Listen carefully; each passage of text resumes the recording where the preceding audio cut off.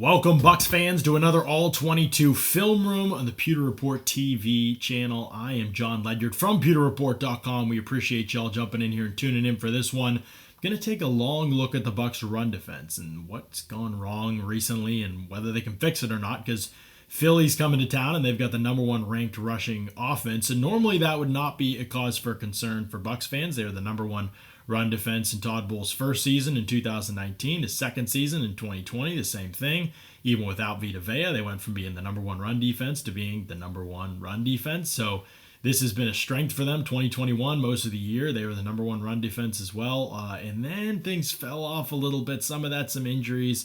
But there's some other things, too, that are a little bit concerning that we need to take a look at. Still a good run defense, but I think over the last 5 weeks I saw maybe, they're 15th in run defense. So that's not good enough, and especially against the number one rushing offense in the league right now. And Philly going to have a huge test because lots of schematic wrinkles for the Eagles as well, which is something the Bucs have struggled with a little bit. So going to take a look at some of these plays.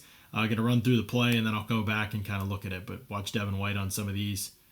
Give you a good idea where I'm going with this first play. Okay, so Panthers are Sam Darnold is going to take this handoff, and they've got a puller coming along. White is backside here. Okay, so White's job is still to react to things in these gaps right here. So he is lined up right now. He's basically checking this B gap here, and he's working to this weak side or this strong side A gap right now. That's kind of his read, is to check things. So he's okay to take a step here, but watch how far across he gets out of his gap, fully commits to the puller, and now you've got an issue because the running back is throttled down and seen that Devin White's just basically abandoned his assignment. And McClendon is leveraging this A gap in here, but now the B gap is gone, and so McClendon has to cover like all of this ground, which he does. He flies out, he realizes I've got to cover all this ground here. Cam Gill probably gets a little bit high here, and he's got to fly out to cover all this. So the running back, great vision. It's actually Amir Abdullah, sorry. He takes this ball just straight up inside where Devin White is nowhere anybody to be found. He's over here now in other people's gaps. You can see where Kevin Minter's trying to play his gap here, and Devin White's basically in his gap, in Minter's gap before Minter's in his gap. Which again, I get the read and react, but you got to do your job, buddy. So there's just this huge lane here, and he's able to get downfield for a great run. So again, the importance of just doing your job is so big in run defense. Like if you do your job and everybody else does, it's usually hard. As long as everybody's reading and keying and attacking, it's hard for big runs to bust if you're doing it that way and you're aligned properly, obviously. So that is where a lot of these run struggles come in. Here's Devin White again on this one. He's a contributing factor. Actually does a pretty good job on this one. I'll let the play run, and then I'll talk about it here for you so you can see it. You can see he does a good job of beating the block, a great job of beating the block, actually. And this is something I'll come back to here as they make the tackle there with Minter. But watch, even though he does a good job of beating the block, watch his angle after he beats the block. So this is good. He keeps his shoulders. He doesn't get hemmed down. The last couple weeks, he's been getting obliterated at the second level, and he's not even been getting to the ball. So this is actually a step in the right direction, but watch his angle and his feet after he beats the block way upfield, and the running back is going out here. So he just kind of loses his vision of the back. He's not able to kind of look through the block. It's one of the things Levante David is probably best at. He avoids the block, but he can't. He's way off the mark in terms of being able to run the alley and make the play. Now, he's not the only one at fault here, so let's look at other players real quickly. Ndamukong Suh is going to get reached here a little bit. He's going to leverage this inside gap as a result, and he's going to try and push things out, but he gets reached, so he's out of it. So not a great play by him there. Anthony Nelson is trying to get outside of these crack blocks, right? Okay, crack toss is something people run against the Bucs for a while. Sean Murphy-Bunting is also trying to get outside of these blocks. Carlton Davis has got to come up here and make sure that he's outside the last blocker. He's a little bit slow to do so. Normally a really good run defending corner. Now he's square with the blocker.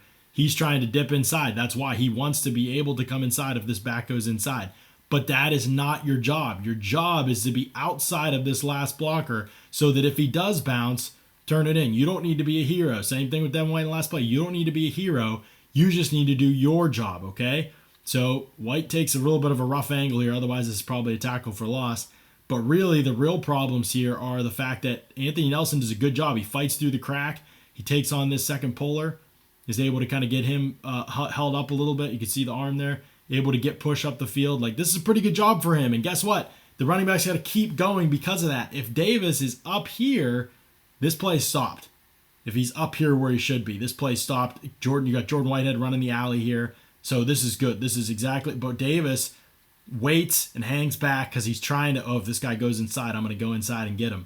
No, you got to do your job, man. And sure enough, back just keeps going, right? He outruns Nelson there. Whitehead does a great job running the alley and beating the block. Doesn't throttle down and goes way too high for the tackle, though. Hard, I know, because you're trying to avoid the blocker and your momentum's going strong. But again, like, these are the stops you got to make. You can't miss that tackle. Davis is out of his gap. Minter has to chase it down and make the play for the backside after Whitehead held him up there. But, I mean, you got a 9-yard gain on 1st and 10 there for the Panthers. And so, again, it's just guys not doing their job. It's not like they're getting blown up or blown off the ball or things like that. It's just he didn't do his job. Carlton Davis doesn't do his job, and so they're able to find an escape lane. Here's the next play. This one's a cheeky little play. Devin White didn't know where the ball was for like 5 seconds. Watch this. They give it to Moore on this little jet here. So they're making them think that it's a run to the left here, and instead they give it to Moore. So Sue, they actually just leave him on block because they're like, he's not going to. I mean, this is an incredibly hard play to make for him to process who has the ball that quickly. And so he comes up and he's just trying to be in his gap and do his thing here. But they've already handed the ball off Moore. So good play for sure. But again, like, watch your middle linebacker. I mean, just absolutely no clue what's going on. You can see Devin White. He still doesn't know where the ball. He still doesn't know where the ball is. He still doesn't know where the ball is. And there he finds it. And he's already like 6-7 yards downfield. And so it's just like, you can't, like, you've got to be able to come over and at least make this play at some point. Now, Jordan Whitehead sees it the whole way. He's got to play through this block. And he just slips. So there's some unluckiness there. I think it looks like he just slipped when he tried to plant here and get underneath that block. He's pretty good at taking on blocks typically. Almost gets a hand there. Joe Tryon-Shoyinka is doing his job setting the edge. Again, we talk about guys doing your job. He's got to set this edge, okay? So he's got this left arm's free. He's locked out the blocker. This is good stuff. He's doing what he's supposed to be doing. And so that's what you want to see. And the runner has to go inside of him, but they've got nothing inside of him. So it becomes really hard. Now you've got a free blocker down the field, and Davis is having a hard time throttling down with that blocker on his hip. Moore's able to cut it upfield and he actually kind of just wipes out himself there. Probably should have gotten a lot more out of that, but no pun intended with his last name there. But that's, Devin White can't find the football, and that's 3 plays he's contributed negatively to, which is definitely a big factor in their run defense. But it's not just him, as you can see, other guys not doing their jobs as well. Now, here's what it looks like with Devin White. I think these are the good Devin White plays, because there were a couple really good plays that he made in this game too, which is encouraging because the last couple weeks has been pretty much all bad. And this week he actually made some really good plays. Are these the good Devin White plays? Yeah. Okay, so this is how you take on a block. Like, I know he misses the tackle, and we'll talk about why that is in a second.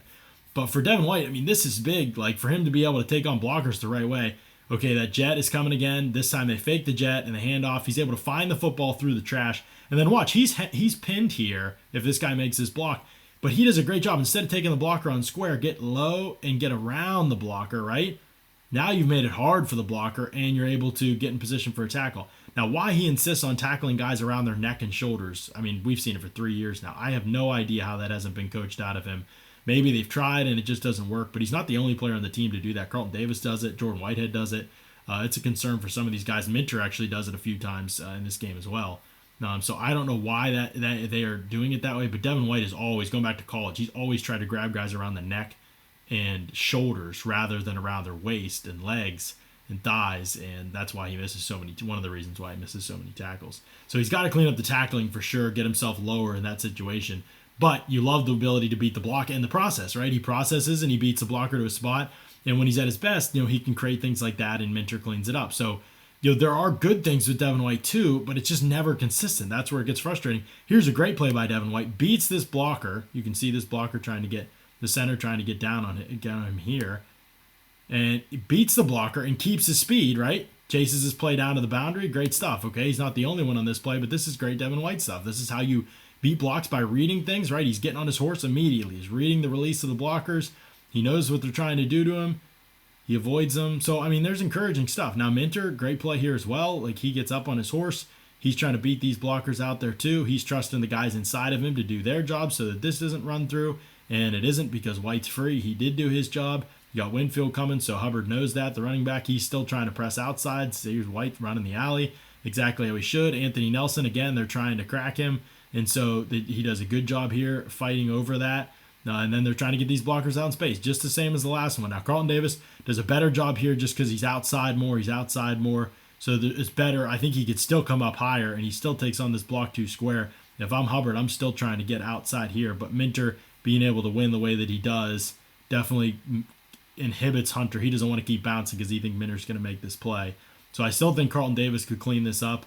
But you see they kind of create this log jam here, and so he doesn't have any clear vision, and he doesn't know where he's going, so kind of makes a hasty decision. And SMB gets in there too. Give him credit. I mean, he's not exactly dominating this block, but this is a weird block by DJ Moore, who tries to throw him down and kind of does, but it gets in the running back's way, and White is able to kind of clean up the mess. So, and good job by Nelson. Continue to fight against the wideout and carried him right to where the ball was. So Anthony Nelson's a very good run defender.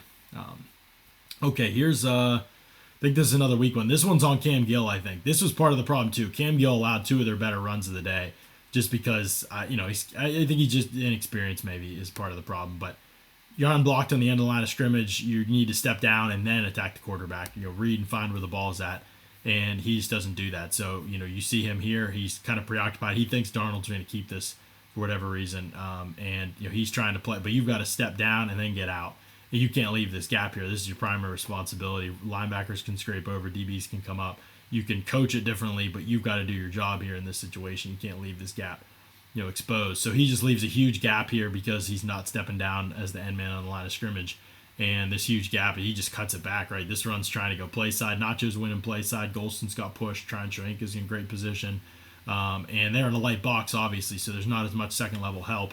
So as soon as Gill messes it up, it's a lot of clear space right there in that situation. So that's a pretty simple one. But again, Cam Gill, he's going to be your 5th outside linebacker on Sunday. So some of it's personnel. Some of it's guys who haven't necessarily played that much, have made some mistakes. JTS was good in this game. He's good for the most part. But occasionally he'll make a mistake in run defense, and they get a big run as a result of it. You hope with better players in there it doesn't happen. Like I said, Devin White, Kevin Minter, they were terrible last week against the Jets. It was a big reason for the Jets' rushing success.